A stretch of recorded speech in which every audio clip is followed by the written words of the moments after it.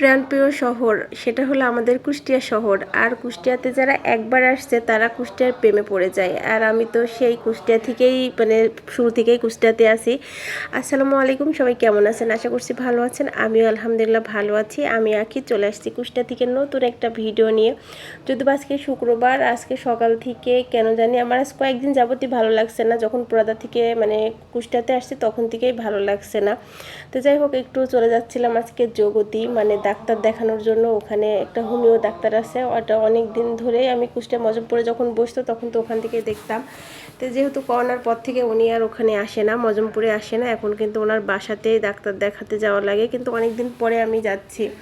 তো যাই হোক, আজকে কিন্তু ডক্টর দেখাতে যাওয়ার মানে ইচ্ছে ছিল, বা আমি ভাবছিলাম আজকে ডিসি কোর্টে বেড়াতে যাব। তা আসলে এমন মানে কোনোভাবে সম্ভব হয়নি যাওয়া। যাই হোক, একটু সমস্যা ছিল। দুপুরবেলা আমার শরীরটা অনেক বেশি খারাপ ছিল, আমি কেন জানি ঘুমাই গেছি। পরে উঠছি 5টায়, আর 5টার সময় তো আমি ডক্টর দেখাই আর ডিসি কোর্টে পার্কে যাইতে পারবো না, এই জন্য আর গেলাম না। আসলে সময়ের সাথে সাথে সব কিছু পরিবর্তন হয়, তখন মন চাইছিল কিন্তু পরে আর যাইতে পারিনি। যাই হোক, কোনো এক কারণে তাই তারপরে কিন্তু রিক্সা করে ঘুরতে অনেক বেশি ভালো লাগে। আর কুষ্টিয়া থেকে একদম জগতি পর্যন্ত কিন্তু আমি রিক্সা করেই গেলাম। আর গরমের মধ্যে এই রিক্সাতে মানে পাখি যে রিক্সাটা, সেই রিক্সাতে ঘুরতে কিন্তু অনেক বেশি ভালো লাগে। তার জন্য কিন্তু আমি রিক্সা করেই গেলাম, আর অটোতে গেলাম না। তো এদিকে কিন্তু মাশাআল্লাহ অনেক সুন্দর সুন্দর গাছ। আর গ্রামের মানে যখন জগতি পার হয়েছি তখন কিন্তু মানে একটা গ্রাম্য গ্রাম্য ভাব আসতেছে। শহর ত্যাগ করে আমি গ্রামের মধ্যে যাচ্ছি। আর এই পথটা কিন্তু খুবই পরিচিত। বারবার ইমরান বলছিলাম চলো আর একটু গেলে কিন্তু নানীদের বাসা, যেহেতু জগতির পরে কিন্তু প্যারিসের পরেই কিন্তু পুরাদা। এতে যাই হোক, এই পানাগুলো নতুন অনেক সুন্দর। তা আমাকে বলছিলাম এই ভিডিওটা করো, এই পান্না তো অনেক সুন্দর। আর যেহেতু সে মাছ প্রেমিক মানুষ, আর মাছের মধ্যে পানা থাকলে নাকি অনেক ভালো থাকে গরমের মধ্যে। তারপরে কিন্তু যাওয়ার সময় রিক্সাতে গেলেও আসার সময় সেভাবে আর রিক্সা পাওয়া হয়নি, অটোতে উঠে পড়ছি। আর অটোতে উঠে এই তো বসে বসে যাচ্ছিলাম। যেহেতু ডাক্তার দেখাতে একদমই সময় লাগেনি, আজকে একদম ভিড় ছিল না। আর যদি বা উনি রুমের মধ্যে মানে ডক্টরের যে চেম্বার আছে সেখানে বসেছিল, এই জন্য জাস্ট একটা রুগী দেখছে, তারপরে কিন্তু মানে দেখানো হয়েছে। দেখানোর পরে কিন্তু চলে আসছে। আর এই তো এই উপজেলার পাশ দিয়ে হাই রোডে উঠে গেছে। আর আমাদের কুষ্টিয়াটা শুরুতে বললাম না অনেক সুন্দর। এই যে দেখেন আমাদের কুষ্টিয়াটা মাশাআল্লাহ আসলে অনেক সুন্দর।